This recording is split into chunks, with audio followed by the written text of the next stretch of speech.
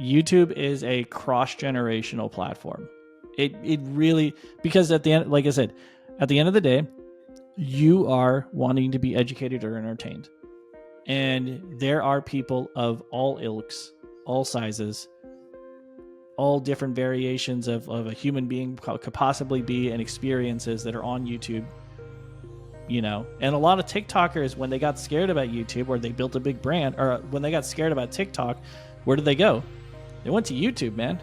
When Twitch was glitching out and they thought the Twitch was going to go under, they went to YouTube, because YouTube is one of those platforms, man. It's everlasting, really, in my opinion, compared to any other platform out there. Hey, what's going on, everybody, and welcome to season 3 of Legacy's Journey, where we talk about creating what outlives you.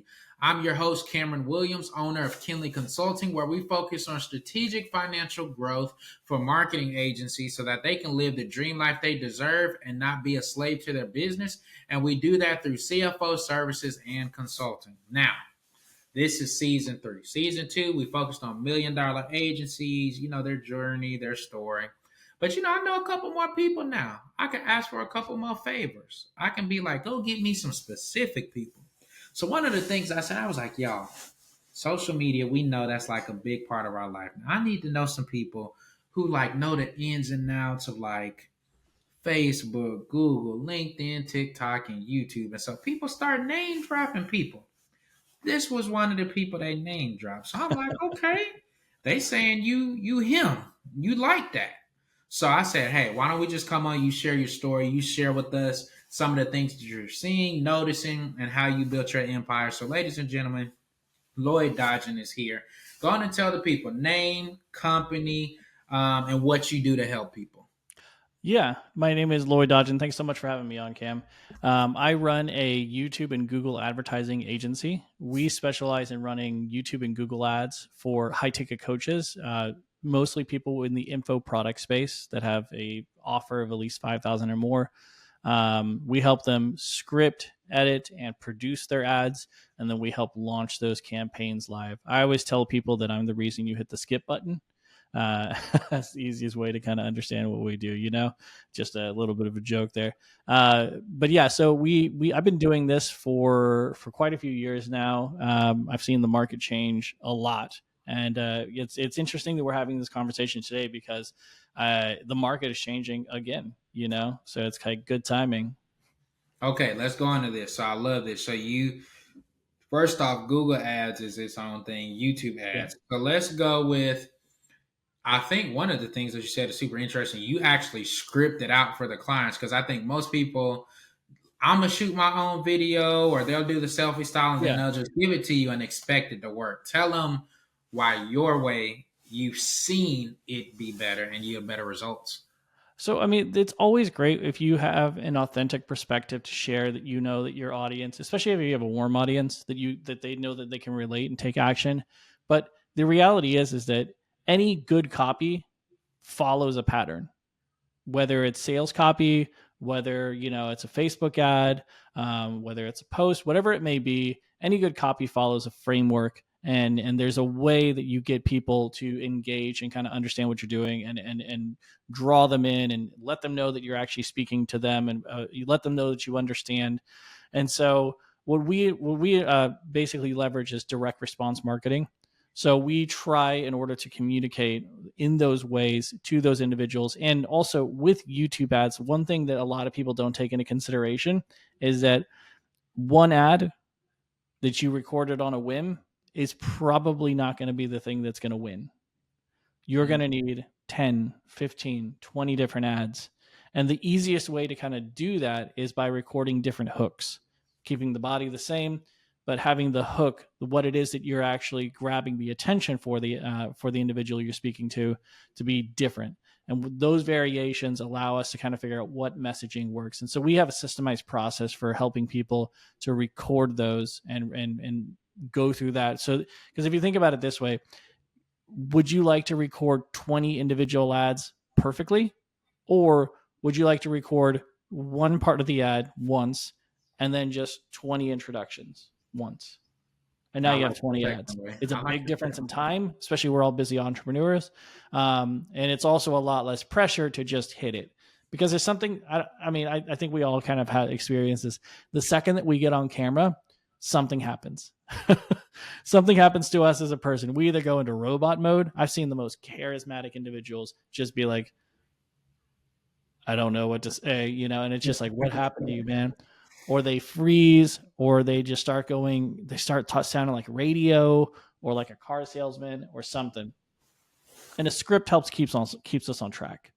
You know, a script helps us also know that we're wrapping it up. It also helps us know that we have the right call to actions, because in any advertising, when you're running an ad, then you're not trying to sell them the whole thing. You're just trying to always sell them the next step in every part of the funnel. And so a lot of people lose track of that when they're going on the fly, you know, unless they're really practiced. And most people just aren't practiced in the beginning. So we help them script those ads so that they could record them, so that they could at least know that they are saying something in a systemized way that's going to help them get the results that they're looking for. Okay, now see, you start dropping stuff already. Now everybody knows we taking notes. Okay, any good copy follows a framework. I think that's super key because Mm-hmm. I know I'm one of the freestylers. I'm like, just tell me what I need to say, and I got it. So I love that. I love how you said one ad is not going to win. You need those variations to figure out the fastest. Here's what I want to jump into because I feel like you would know this answer. By the way, if you're watching this, yes, I do have on a hoodie and a coat because it is freezing and there's like a snowstorm blizzard in the south, so it is cold. Okay. Yeah, you just told me that it was like 20, and I'm like, I'm in Phoenix, so I just got done with like like out in the gym and living in the sun, so everything See, was fine I over couldn't go here. to the gym yesterday because it was freezing. It was Yeah, snowing. the snowstorm's not stopping me. I wanted to say that, but my wife gave me that death stare like, so I ain't even say nothing. I just stayed in the office. Okay, let me go here. Now, YouTube, I think we can all say it's probably number two in search right now, right? Like there's Yep, Google Google's number one, YouTube is and number two. YouTube's number two. So why should you include investing into YouTube ads be one of your top strategies for 2025? You should include YouTube ads in your top strategies for 2025 if you have proven your offer and you know it's converting, and you know it's converting with paid ads on Facebook. Facebook, I believe, is a great place to test. YouTube is a great place to scale. And so the reason for that is you have very limited what there's in advertising. There's what's called inventory. Where is the ad going to be placed? And so like we have that one scroll spot there. There are plenty of places of inventory for YouTube. People are putting millions of videos every single day on YouTube. And there are millions of videos related to what you might be looking for that video ad is going to be able to connect with. So if you are in a position where you know that, hey, I've got something that's cooking, I think that this is working. It's starting to produce. I put a little money towards it. It like I can see it working. YouTube is a great platform for you, and for a couple of other reasons as well. One, we don't know each other. You and the audience, me and the audience right now, but because you put me on your platform, and I'm having this conversation, we're talking about something that I have an expertise in. I'm now building what's called the parasocial relationship. They are consuming minutes of me. And as a result, trust is being built up through video much faster than trust would be built up through the written word. It's the same reason that we love celebrities. We believe everything that's being said on the news. The parasocial relationship is one of those factors that helps accelerate trust. And when trust is accelerated, you then get into the buyer perspective much quicker.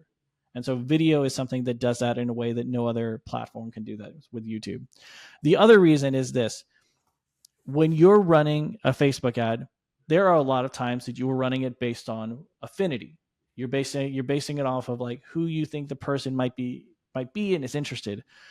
YouTube is running on three different functions. One of them is, what is the person doing? So not only do we know who the person is, not only do we know their behavior, but we also know what it is that they're doing, and what it is that they're doing is searching. So if we know that, like, if you say this, like, say you have a wedding business, you only have a limited window to be selling to anybody in their entire lifetime. If you have a dress company, wouldn't it be the best time to advertise to them when you know that they started to change the search history to looking for wedding dresses, which is a trigger that they're probably going to get married soon? Google has some things called like in-market audiences, and it basically knows your behavior, where you shopping at, what's in your emails, what are you searching for, what videos are you watching, and it has these triggers and it understands, oh, in the past 2 weeks, Cameron's stuff has changed. He's cold. He's buying a bunch of cold weather jackets. We should probably get him some ads about these, the bear hoodie, which that's been a big ad that's been popping up lately, is the bear hoodie. And so like people think, yeah, I need that because I don't want to have to wear layers. So that to me is like one of the biggest reasons why YouTube is such a powerful advertising platform. Not only are you building authority and trust, but you're also positioning your ad at the right place at the right time. Okay. There's a lot there. I know. All right. Because that was going to be my next question versus Facebook ads, but you already threw that in there. You said, you should be going to YouTube when you have a proven offer. So that means newer people, rookies, it's not the place for you. You said Facebook is a great place to test, and then YouTube is a great place to scale. And I think that was very cool how you broke it down about those intricate pieces of YouTube and Google and how they work.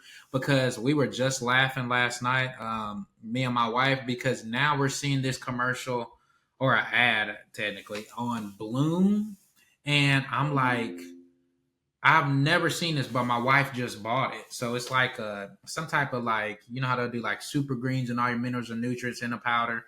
Yeah. And she just bought it like maybe a few weeks ago. And I'm like, I had never seen an ad for it until now. So I think that that's super important. Where I want to go, let's keep staying here. Yep. Okay, so YouTube, number 2 in search. Mm-hmm. Why don't people put more into YouTube ads versus, I know at least in my side, I always hear more about paid ads through Facebook. Yeah. Why aren't more people investing in YouTube? Because I know even for me, YouTube is one of somebody, I travel, all over the country, just came back from LATAM. YouTube works everywhere. Your Hulu's, sometimes like I was just in Nicaragua, Hulu not coming up. Netflix, oh, nope, you got this type of account, not pulling up. I hit YouTube, everything working perfect. Why are more people not spending dollars on YouTube ads to get in front of a bigger audience versus everybody just staying on Facebook? Well, so there's a easier barrier to entry for Facebook ads, in my opinion, because you don't need to create a video. Is if I have image and I have text, I can go create a Facebook ad in the next 2 minutes. So you think the video is scaring people? I think video scares people. I do. It's I just think video. Talking. Huh? It's just you talking. It is. But remember what we talked about in the very beginning? People, as soon as a camera comes in their face, we live in the space of 6 inches between our ears. It's just a reality. And there may be times when we're in our comfort zone and we're not feeling any of the things that we're self-conscious about. But it's amazing how as soon as you put a camera on, those things come out and people start to get weird on cameras, or they get uncomfortable on cameras, or they don't know what to say on a camera. There's these blockages that happen. And that's why I always say, like, I believe in a script over just winging it, because then you you basically remove a lot of those feelings that may happen. But I think a lot of it too, it really is just how people perceive themselves on camera that stop it. And like anybody can grab a script, can grab an image, go create variations on a Facebook ad and launch it the next day. YouTube just takes a little bit more effort. Do you think the reach on YouTube is further than Facebook? Oh, absolutely. 100%. I mean, not only is Google, like, because remember we said that the largest search engine is Google and the next largest is YouTube. They're still owned by Google. So you got to think about it like Google knows what I'm doing in my email Google knows what stores I just went. Google knows that I went to the gym because I use Google Maps to go to the gym. Then Facts. Google knows that I was listening to a Joe Rogan podcast on my way over there, and Google knows that I checked my email before I got into the gym as well to make sure that I had the time for this, right? So it knows that I have some sort of podcast interview that I'm getting on. Like, like it knows so much about every single thing that we do that its ability to reach anybody specifically with what it is that they really want at that given time is immense. The reach is way bigger. And with Facebook, it to some degree, like people started getting tired of Facebook after a while, especially during the last election, really during the last two elections. I mean, if you think about, like, Facebook kind of became a place that if you talk to kids these days, and I'm 40, so I say kids, like 30, under 30, um, uh, you ask them for their Facebook and they're like, "Oh, you can DM me on Instagram or on TikTok or whatever." But none of them you talk to a younger generation, Gen Z and whatnot, none of them really are on Facebook because Facebook just became like kind of not a fun place to be on. It's shifting. The tone is shifting a lot, but people go to YouTube because they want to be entertained or educated. And those are really two primary sources of things that people are really always looking for. And YouTube does that in spades. And if you can then have someone who's drawn to being entertained or educated about anything that they want, it could be that they want to learn about underwater basket weaving and watch someone actually weave a basket underwater. There's going to be an ad that's going to pop up related to something going on in their life. Mm, Whether you're in Nicaragua, whether you're in Mexico City, whether you're in Canada, in Phoenix, in the snow or in the sun. this is good. I didn't even think about this. Okay, let's talk about that because that's really interesting. Now we're starting to talk about demographics, Gen Z, millennial, etc. How important is it for you to know the demographics so you even know what platform? Because I was born in 1990, so Mhm. as of today, I'm 34, going Okay, on so we're like 7 years difference. right. So for me, I'm in a generation where like we had still had house phones, but we had the sidekicks. AOL, we kind of grew up with it, but it was relatively new. So we've had internet most of our lives, etc. So for like us, everybody I know is on Facebook. Hmm.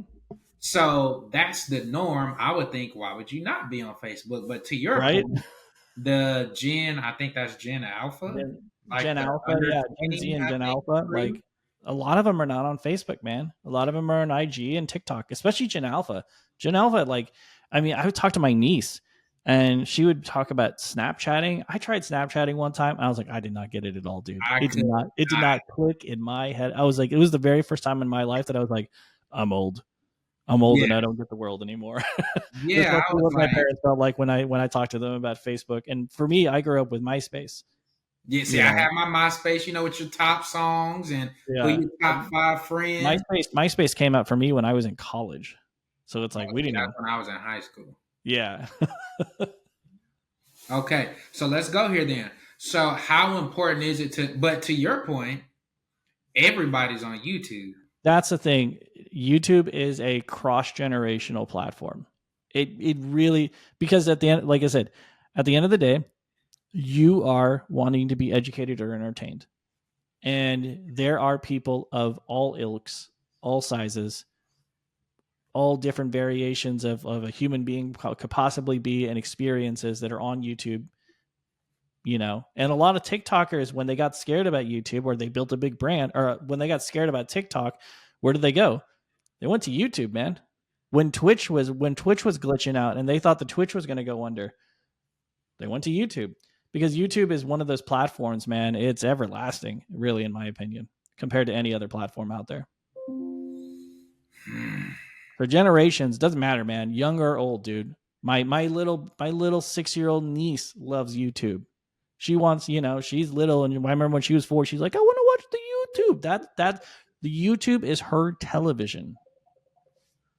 I think that is so good because even my kids who are 9 and 7, when they watch something, I mean, do they have certain shows? Yeah, But that's when I started learning about like there are people who have dolls and they like, you know, do Yeah. the voiceovers and all because I used to be like, Weird where's the stuff. video? Weird stuff on WhatsApp, on YouTube, man. But like, yeah, But to your point, though, it's a specific audience. It's targeted directly to them. And then, hmm of course, the next episode shows up or people just like. So there was a whole world I didn't even. They're like, oh yeah, Dad, there's DOS channels. I'm like, since when? So yeah, that's I never thought about that. Versus like me and my wife, we're more so watching like podcast type stuff or like hey, this is us behind the scenes as we're doing this concert. So yeah, that man. is crazy. Or highlights. Like now I don't even have enough time to watch sports live. It's like I may watch the 2 or 3 minute highlight on ESPN's YouTube channel because it's just more convenient. It's 2 minutes. I see all the highlights. Okay. Yeah, it's really that's how it works these days, man. But like I said, at the end of the day, man, like YouTube's still king. That's crazy. I never thought about this. I'm in shock.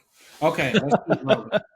Okay, so we talked about why should we invest in YouTube ads over Facebook, just in case y'all weren't keeping up. Because he said it's so smooth, and just regular conversation that y'all it just made up. He said because greater reach in YouTube. Most people are too scared of the camera. YouTube is owned by Google. So basically, they got one and two. And it's a cross generational platform from all audiences. Okay, now let's get to more of the ad side, which you kind of hinted at a little bit. So if I want to run ads, you can pick whatever industry you want to Yeah, illustrate your case. What are some things that I need to make sure are included in this YouTube ad? Because I'm sure it's not going to be the exact same as a Facebook one. So, what are like 3 to 5 things I need to make sure this ad has if I want it to produce the results that I'm paying you to do for me? got it. This ad is going to need three things: hook, story, offer. Oh, so the normal marketing concept. Exactly, man. Like marketing is at the end of the day, man, marketing is marketing. It's it. It's just marketing is marketing. It's the way you frame and position those pieces. There are other components that exist within story. There are other compositions that exist within offer. But really like you are presenting a hook that's attracting someone, and not only that, this hook is not only getting them interested in what you can say, what is it you're about to say. Because if you think about it, like if I scream at the top of my lungs, that's a hook. It doesn't mean it's a relevant hook, especially not to the person. So you've got to have a hook that is relevant to them, that speaks to where it is that they are, and something that's going to be worth listening to, that's different in the market. Ooh, okay, wait. See, now let me go on my YouTube. Let me see. Okay, so let's test this. So, all right, I log in. It's I guess this is an Instagram ad. I got like 4 shorts. First thing I see is this guy that I follow from Instagram. He's a singer. So the reason that that's probably first on my suggested videos is because Yeah, because he's following that same principle. Because in the very beginning of that video, for just that Instagram, he's got a great hook that is relevant to the person that's about to listen. It's interesting and it's relevant. okay, the second video I see says Kurt Angle, wrestler, reacts to being called Perk Angle. Which, if you're a wrestling fan, are you a wrestling fan? I'm not, but my cousins are, man. Huge wrestling fans. So that's the clip. Looks like it's 3 minutes and 30. The third one is about Caleb Williams on working with Ben Johnson. So that's the new Bears coach. Mm-hmm. And then this looks like my wife has been watching my stuff. So I tell my wife not to get on mine to yeah, I'm adjust like, my you messing up algorithm in my any way. algorithm. It's suggesting stuff I ain't trying to watch. Um, So, okay, how does that factor in? Because we know YouTube has this algorithm, it's trying to suggest based on past history, Mm-hmm. you should watch these things next. Now, how do we control that with this YouTube ad spend? Well, so you're talking about things that are organic versus things that are pure paid ads. They do run technically on two different algorithms. So your organic is going to be what it is that you're clicking on, watching, and also what it is that you're not leaving YouTube with. Mm, So YouTube penalizes videos for the reason if you left YouTube after watching a video, that video gets a little bit of a ding. But if you watch the next video after watching that video, YouTube's like, hey, this video kept people on. So it's a little bit different of an algorithm, and it's also a little bit different of a way of communicating because for them, their goal is to try to just get the view. But right. for us, our goal is to try to get the click. And Mm, that's the whole point about an ad. The goal is always to get the next thing that you want in the sale. And the next thing I want in the sale is for you to click so that you can go to the landing page. And then the landing page is next thing it's supposed to do is try to get you to opt in. And then that's supposed to take you to a VSL page. And then the whole goal of the VSL page is to get you to book a call. It's like so everything has its own priority. But the video that you're talking about from an organic perspective is purely about wanting to get the view, the attention, and maybe lead you into watching more of their stuff and consuming more of their content. But the ad itself, we create our hook so that we're able to grab their attention, keep them on the video long enough for us to be able to discuss the offer, why it relates to them, why it matters that they take action right now, and what is the action they should take. And most importantly, when they take this action, what is it that they should expect? so then why are we always seeing, okay, and this may be what you were talking about earlier, because like I always think when I'm watching a video, I mean, we know political season, it was nothing but either Trump ads or Kamala ads. Yeah. But And like, yeah, why it was don't we a lot of see ads. more local business owners or agencies or whatever? I always tend to see like Modelo, this is Yeah. your Doshinki or There's a something. very good there's a very good answer for that.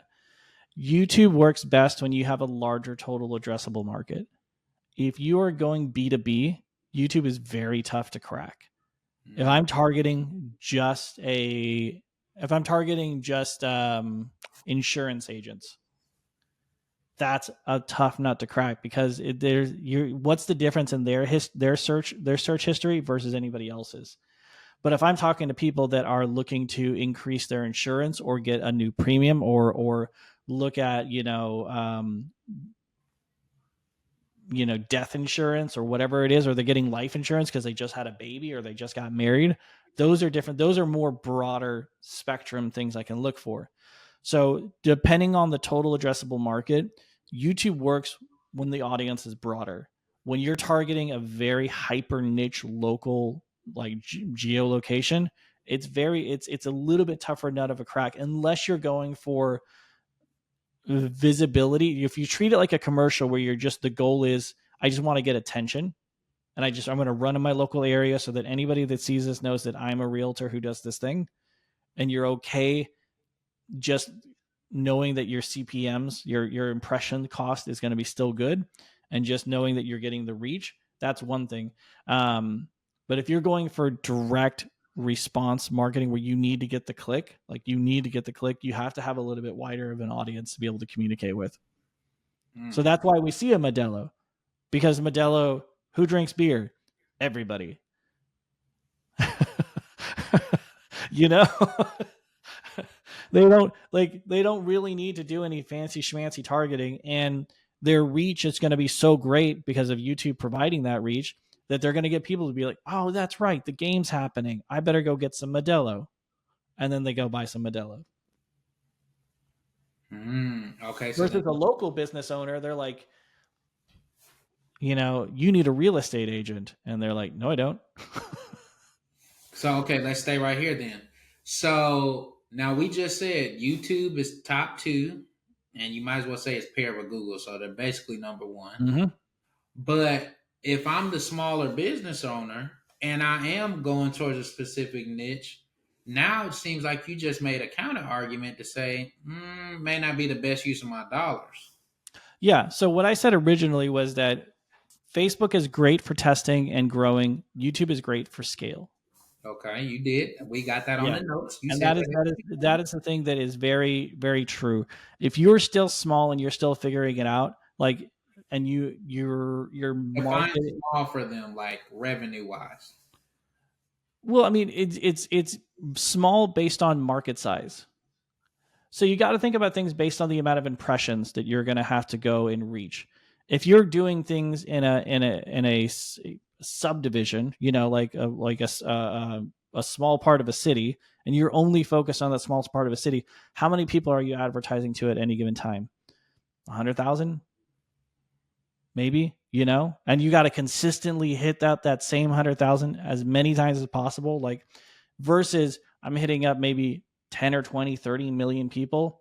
So I can go and spread out that 100,000 per that 10 million people and get 100,000 one week, get 100 new thousand the next week, get 100,000 the next week after that, as I work towards hitting this entire 10 million person population.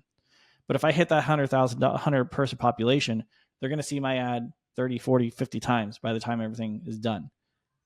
And if they don't interact with the ad, they don't interact with the ad. So like I said, it's not impossible. It's just a tougher nut to crack, because then it's even when you come from a targeting standpoint, targeting people that are looking for broad ideas or things that they're searching for is easy, but like targeting people that are looking for something that is hyper specific can be a little bit tougher if you're going into a small geolocation.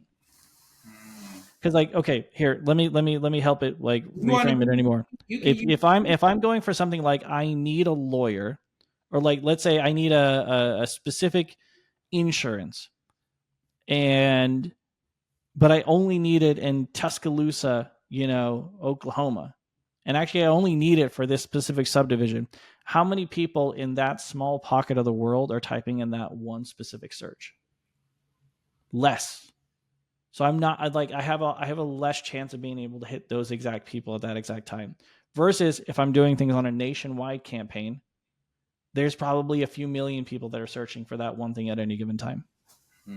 But the smaller I get, the smaller my search is going to get, my total addressable market is going to get, and the harder it is to be able to try to hit those people consistently and within a profitable range. Okay. I hope y'all got all that.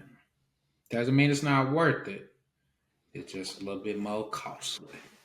Yeah, I mean, I think it's always worth it. And here's the thing too, like let's say you don't want to run YouTube ads right out of the gate. You can still run Google ads. We haven't even talked about We Google haven't even Ads. talked about We've the been Google all ad. on. But Okay. you could still run search ads, because search ads are people run them for local specific targeting all the time. I need to find a lawyer near me. Where is near me? Wherever the hell I'm living right at, or whether my GPS at the time. And it's going to pop up an ad. And it's going to be an ad that's very specific.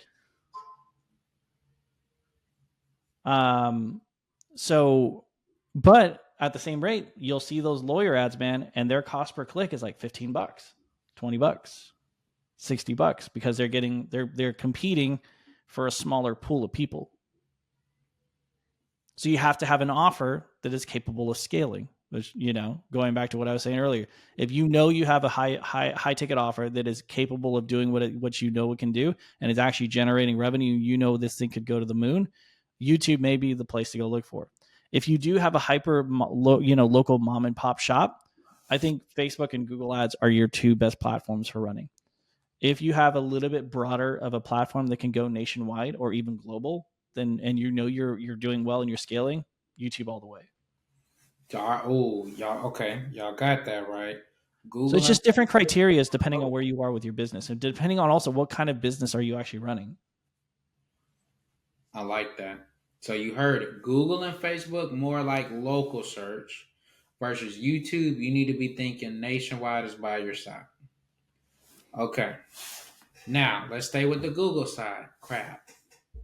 This is getting so good. Okay, with Google. So that's more, I love the near me because I do that all the time. Like if I'm out and I'm like, oh crap, I know there's a Home Depot somewhere, Home Depot near me, or Home Depot, Mm-hmm. whatever city. Tell us the benefits of that, which I mean, this is mostly agencies that are listening, but just in case, they may not be Google people, they may be paid ad people or SEO or something else, PR branding. Why should I invest in the Google ads more than YouTube or Google over Facebook? Got it. So I think every business that has any local presence should be investing in Google. Even if we're looking at things from an organic standpoint, you should be investing in SEO because it increases your ability to get clicked on and therefore more opportunities to get book calls. People should be having, if they're local, they should be having their Google My Business, which then helps elevate their brand a little bit further. But sometimes you're competing against too many people and you may not be there yet with your search index, and you need to improve that. And the easiest way to improve that is through Google paid ads. You immediately put yourself at the top. And Okay. I don't know if you guys have noticed the way Google is looking these days, but before it's a long way before you start getting to the organic now. Like you're going through a ton of ads on the top before you get to the organic. So you're just positioning yourself as a number one resource. And also by having an ad there and by being seen there, it does lend some credibility to you as a business versus someone that's just maybe, on page 2. So search allows you to just be seen quicker instead of having to always work towards your organic going up and up and up. You should always be working towards your organic. You should always be working on your SEO. You should be always working on your Google My Business, whatever they call it. I think they call it like business profiles now. But that takes time. And if you've got the money and you want the speed, then Google search PPC is the best way to go. Okay. Let's go. I have so many questions. I'm trying to calm my brain down. Okay. Let's do it this way. Now, a lot of this you're talking about ad budget, right? How much can we put in? Like we said, if it's YouTube, it's probably going to be a bigger budget versus Facebook because we're trying to hit different things, more video, Mm-hmm. etc. From a financial standpoint, which we got to talk about it. What are good YouTube ranges versus Google ranges versus maybe Facebook ranges? Because I mean, again, there's levels to this. Yeah.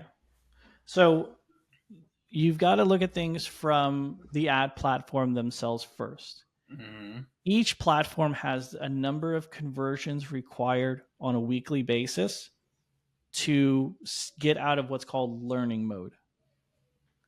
And so, like I think with Facebook, it's like 30. With Google, I think right now it's still at 100 per month. So your campaigns have to be able to hit a specific amount of necessary conversions in order to get out of that limited learning mode. Once it's out of that learning mode, that's when you know that it's really kind of locked in the audience. And so from there, it's a math equation, right? If I know that I want to get out of this learning limited mode, then I'm gonna have to, and I have to know what it is that I'm willing and able to spend per lead, and what it is that I'm actually being charged per lead based on like how effective my ads are running. You know, I know I'm gonna have to spend a certain amount of money in order to do this. And even too, like even if you're looking at like, let's say you need, you know, one sale a month to come in, and that if that sale would be $10,000 to you, you know, and you know that you have a closing rate of 15%, you have a show up rate on your book calls of 50%, and you have, from lead you have 30%, and then you on your people who opt in, you're getting a good 15%. You start running the numbers backwards as to how many leads you're going to need to get in order to make that happen. So if you need 1,000 leads and 1,000 leads come in and 30% of those people book a call, that's 300, potential calls. And if 50% of those people show up, that's 150 people showing up. And then, you're going to close 30% of that, which means that or 15% of that, which means you're only going to get 30 sales. So you just got to be able to do the math. So like if we were just to cut that down to say 100, you're probably going to get about 3 sales with those numbers. So it's just, what does those 3 sales mean for you? For an e-commerce business, 3 sales, it's terrible. Probably, you're probably spent too much. But if you know that you brought someone in and their lifetime value is $10,000, you made $30,000. How much should it cost you to get the leads? Maybe 10 grand. So it's just a reversal of like what it's going to take to get to the end goal. In the beginning, the best answer that could be made is however much you're willing to lose and learn. Like that's really the best answer for advertising, because there is a process of you running ads that's going to be you not probably getting the results that you want right out of the gate, because you're going to have to test a few more ads. You're going to have to test a few more hooks.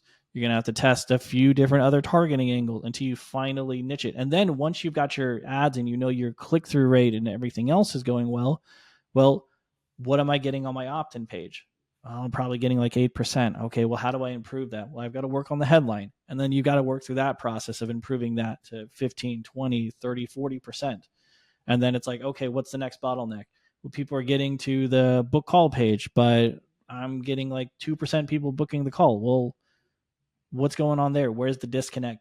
And you have to continue running through this process. So there is testing required to get to the end goal of what it is that you want to do. Like I said, in the beginning, most people are probably going to run, at least on Google and Facebook, or Google and YouTube, they're probably running about anywhere from $25 to $50 per campaign, at a minimum. And that's just per single campaign that you're testing. So I would love to say that you can do it on $5 a day. I just don't think you can. And I don't think you should. I think if you want to run on $5 a day, I think you should be testing on Facebook first. I think you have a better chance of success at $5 a day just trying to generate leads, especially through lead forms with your $5 a day, than you would doing that on Google or YouTube. Now, y'all, he broke it down. Now, I love the numbers. So I know that's something that we help our clients with, is doing that same kind of reverse engineering. If we need to have 5 sales at $1,000, how many calls, et cetera, et cetera. What is the pricing? What's your packaging? So I think the key thing to drill here is you need to know, to his point, what can I afford to spend? Is that $5K? Is that 10? Is that 2,500? So that you can set those expectations, because to your point, like even with us, we ran ads before at like 1,500, and we didn't do a great enough job clarifying and, getting people out of there. So I had like 120 leads, but they were all trash, Yeah. So then it's like, okay, we got to go back. So I think it's super important to know what is your budget. And I mean, you can tell. Can I share my screen? This is a first. You should be able to, I think. Because I feel like I've got something that could be very beneficial for the audience. Share the screen. I think you can. Excellent. I'm going to share my screen, guys. And I think this should help you out with what I'm saying, because I know I said a lot of things. Can you really share your screen? Yeah, here we go. All right. Okay. Wow. So right now I have a calculator. This calculator we build for all of our audiences whenever we're running ads for them. And one of our recent clients had basically said, hey, we only want to spend $4,000 as a test. And I'm like, I don't think that's going to work. They have a $30,000 lifetime value and a $7,500 cash collected up front. Mm-hmm. So if we look at, and I have this calculator where it basically shows like if we have, terrible, good, if we're getting into great, like it'll tell me where baseline metrics are. So this is about as baseline as it gets. A 1% click-through rate, an $80 CPM, 84% page view rate means that from your click, how many people actually got to the page before something happened. An opt-in rate of 15%, calls scheduled at 5%. That means that they've gone to the next page to watch the VSL and they decided to opt in. Show up rate is 60%, close rate of 20%. So these all stay the same. And this is what happens with the numbers. I get 50,000 impressions. I get 500 clicks. I'm paying $8 a click. It feels high, I know. I'm getting 420 landing page views. I'm getting 63 leads. I'm getting a cost per lead of $63.49. Book calls 3, $1,300 a book call. 1 call showed, 4,000, basically 4,000 per book call, and I'm in the whole $4,000. Because at these numbers, and these are baseline, you're going for baseline at the bare minimum, and you're trying to push yourself past baseline. I told him, I was like, for us to even close one sale at these numbers, we have to be spending $11,440. So Woo! once we can do that, we increase our impressions by 186% because our budget went up. So we have 143,000 impressions, which means we have 1430 in our clicks. We're still getting the same cost per click. Nothing changed because we still have these, which I would say are not the best metrics, but they are the metrics that currently exist. We have 1,200 landing page views. We have 180 leads. We have $63 per book call, which is roughly the same as that. We have nine calls, $1,200 per book call. Five people showed because we're getting our 60% rate. We have out of that, we have a shot. We have a shot because we need 1 out of 20. So 1 out of 5 is 20%. We now closed the deal. It cost us $11,000, but they're making 7,500 cash collected, $30,000 over the course of the stuff. So that's what I'm saying. Like, you just got to know your numbers. And so, like, let's assume even this. Let's assume that, like, we that's what I was saying about your chokeholds. Let's just assume that, like, hey, guys, we figured out our opt-in rate. We crushed it. We doubled it. We're at 30%. Actually, maybe let's not even say that. Let's just say 30%. We're getting to, I want to get, like, there we go. 20 from 15 to 20%. It doesn't seem that much, but it does start to lower the cost of everything down. We got more leads that we can work through, but it looks like we may, they may need to just have their stuff where they're at 25%, where they're basically at, about 100%. Let's see if we can lower our CPMs. If we lower our CPMs down by 50%, that makes a huge difference. Just by lowering down our CPMs and being a little bit better with our targeting, we're able to close 3 more sales than we were before, 2 more sales on top of that. So it's just a matter of knowing your numbers and kind of running through the math, because advertising is math. There's an art because you have to have the words, but there is a math to it because you need to kind of understand how things progress as they move through the funnel. Shameless plug time. He said, y'all know it. You got to know your numbers. This is what we talk about strategy, being strategic. Because what I wanted to ask you about that, which, by the way, I love that. What happens when the client says, oh, but I only told you I got $4,000. You said I need 11. This is why you have to know these things, because you can get into these relationships, and what tends to happen, people try to blame people like Lloyd, and they're like, man, this guy's stuff doesn't work. No. You didn't have the proper investments you needed. And me on the accounting side, as that CFO, we get to say, hey, if he's saying he needs 11 and you can only offer 4, he's already shown you the numbers. That's not going to be worth it. That's not profitable to you right now, today. We can set that as one of your goals for the year, that by Q3, we want to have it to where we can up the marketing budget to be able to afford 11K, which will then bring that in, but look at the ROI, etc. So this is where you have to start utilizing all of your different C-suite or your different providers and getting them to work together, so that way you can make these choices. Now, let's say, I'm guessing I know this answer, so you can correct me. What if we say, okay, the client, I'm being the client, I can't afford 11, but I can do 5. This may be where he says, okay, we may not be ready for that, but why don't we throw it in Google ads? Mm-hmm. So what are, like, some of the suggestions? Because clearly you have your calculator, you know what's worked, you've done this for a while. When they say I can't get it to the 11, what is your next thing? Okay, well, what can I do?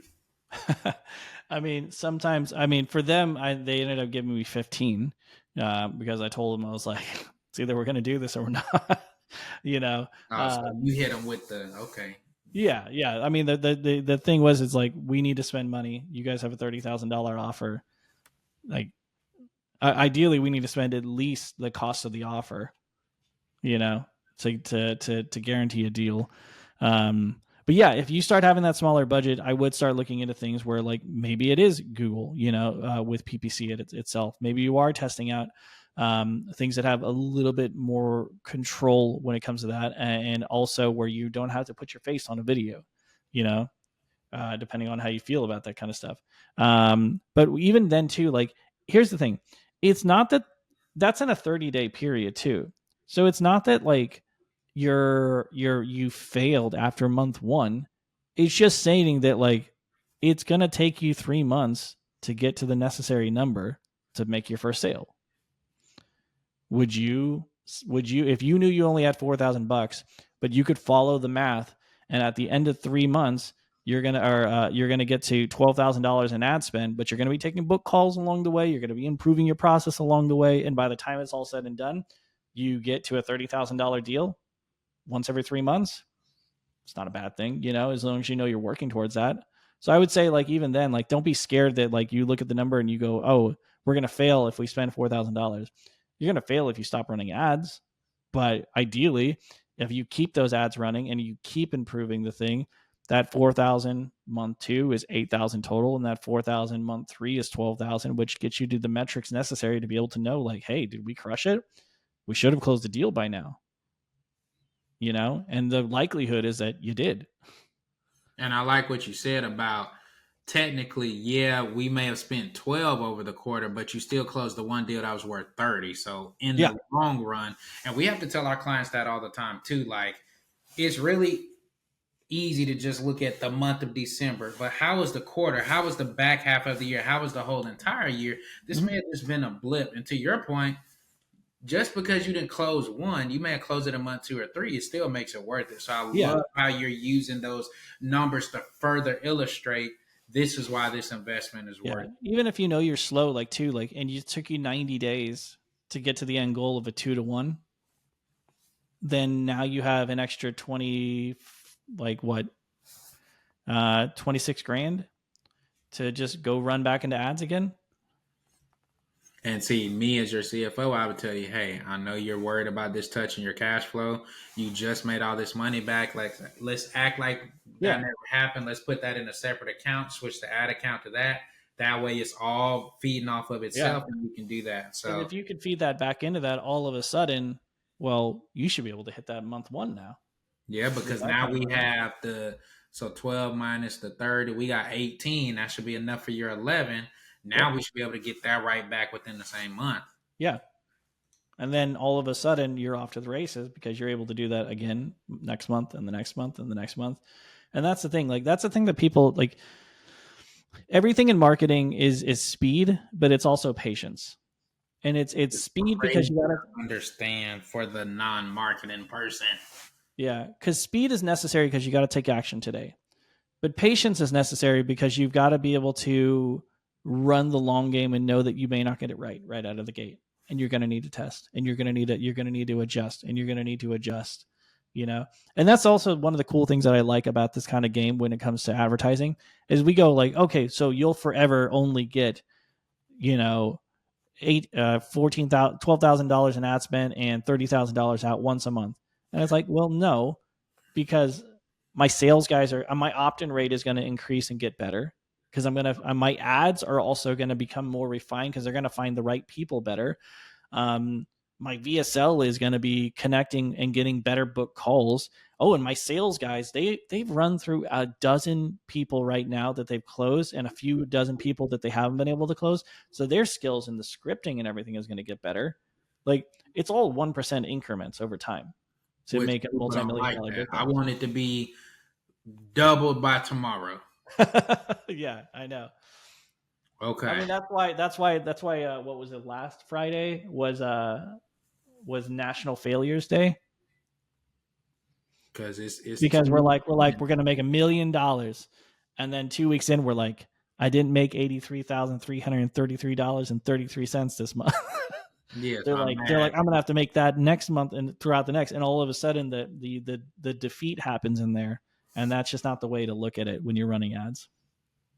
I agree. Okay, let's do this. Crap, we're running out of time. I know you got to keep saving the world. All right, tell the people if they want to get in touch with you because they're like, I ain't never heard nobody break it down like this, but that's who I need. How do they get in touch with you?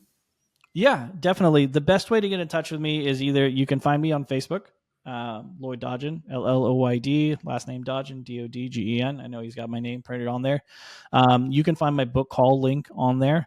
I'm pretty sure that Cameron will share my book call link as well. So you guys are more than welcome to book a call, and we don't even have to talk sales or anything. We can talk strategy on that call. I will help you kind of look at your funnel, look at your stuff, see if you're even in a position to run YouTube ads or Google ads at the time, and also try to give you a game plan moving forward. If you're not able to make things work, then I also have YouTube and Google Ads courses as well. So in Oh, case anybody tell us really the wants to name. Tell kind us of, the yeah, name. in case anybody wants to go learn that stuff, those are things that I really kind of measure out during the phone call itself. So I've got a school group. If anybody likes school. In other words, either way it go, he got you. Yeah. Whether you're at the very beginning of the journey or you're like, dude, I just want to be a CEO and run my business, but I don't want to run the ads. I've got you all the way. All right, But the y'all. best way to start that process is just to figure out where you are, is simply just to book a call. I got so caught up in the numbers part, I stopped taking notes, y'all. So I'm sorry. But long story short, why should we be investing in YouTube? I think this is the biggest takeaway in and of itself. Great place to scale, greater reach because it's number two, which is paired with number one. And it's the only cross generational platform where somebody from every single generation, everybody's on there. Yeah. Facebook may be different, Instagram, Snapchat, TikTok, but everybody's on YouTube. And everybody's on YouTube, man. So, with that being said, man, Lloyd, thank you so much. I enjoyed it because you went to the numbers. So I love that. Guys, something for everybody, right? If you need him, he's already told you, find him on Facebook, book that call. You see that he knows what he's talking about. We didn't even get to his journey and his story just because he was able to just all up in there with it. So, y'all make sure y'all reach out to him. We'll make sure we have the links in this episode as well. With that being said, Lloyd, thank you again. Y'all, these are the types of people that we're trying to bring to you in season 3. People who know what they're doing, can simplify it. And these are the type of people that you either want to work with or partner with as you grow your agency or maybe even get mentored by. So with all that being said, guys, until the next episode, take care of yourselves. See ya.